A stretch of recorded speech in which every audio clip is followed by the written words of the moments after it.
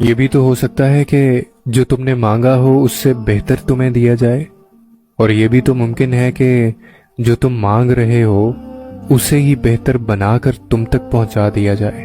یہ بھی تو ہو سکتا ہے کہ تمہارا صبر آزمایا جا رہا ہے، اور یہ بھی تو ممکن ہے کہ تمہارے صبر کرنے سے بند راستے کھول دیے جائیں۔ یہ بھی تو ہو سکتا ہے کہ جس راستے پر تم جا رہے ہو وہ صحیح نہیں ہے، اور یہ بھی تو ممکن ہے وہ تمہیں صراط مستقیم پر چلانا چاہ رہا ہو۔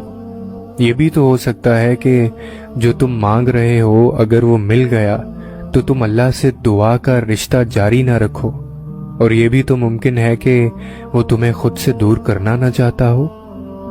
یہ بھی تو ہو سکتا ہے کہ اسے تمہارا مانگنا پسند آ گیا ہو، اور یہ بھی تو ممکن ہے کہ تمہاری آواز بار بار سننا چاہتا ہو۔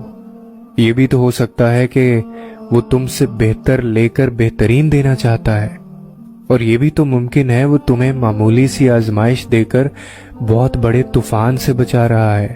یہ بھی تو ہو سکتا ہے جہاں سے تم بالکل مایوس ہو گئے ہو وہ رب وہیں سے کوئی راہ نکال دے، اور یہ بھی تو ممکن ہے جو آزمائش تمہیں اللہ کے قریب لے کر آئی ہے اس آزمائش کے بدلے وہ تمہیں اللہ مل جائے۔ یہ بھی تو ہو سکتا ہے جس کے مل جانے کو تم سکون سمجھ رہے ہو اس کے مل جانے کے بعد بھی سکون نہ ملے، اور یہ بھی تو ہو سکتا ہے کہ وہ رب تمہیں اپنی محبت سے نواز کر سکون قلب عطا کرنا چاہتا ہو۔ بس تم اتنا یقین رکھنا کہ درد تکلیف جب حد سے بڑھ جاتے ہیں نا تبھی تو عرش سے کن کے تحفے آتے ہیں۔ تمہارے یوں ٹوٹ کر بکھرنے میں بھی مصلحت خدا پوشیدہ ہے۔ اب جو تم ٹوٹے ہو تو ممکن ہے اللہ نے تمہیں خود سے جوڑنا ہو، عین ممکن ہے اللہ نے تمہارے نصیب کو تمہارے مطابق موڑنا ہو۔ جو سالوں سے بند ہے قسمت کا دروازہ وہ بس تمہاری ایک دعا سے کھلنا ہو۔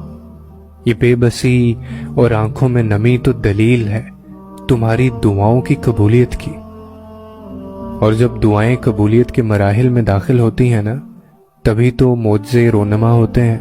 فکر مت کرو، اب اللہ کی مدد دور نہیں ہے۔ بے بس تو تم ہو، اللہ کی ذات نہیں۔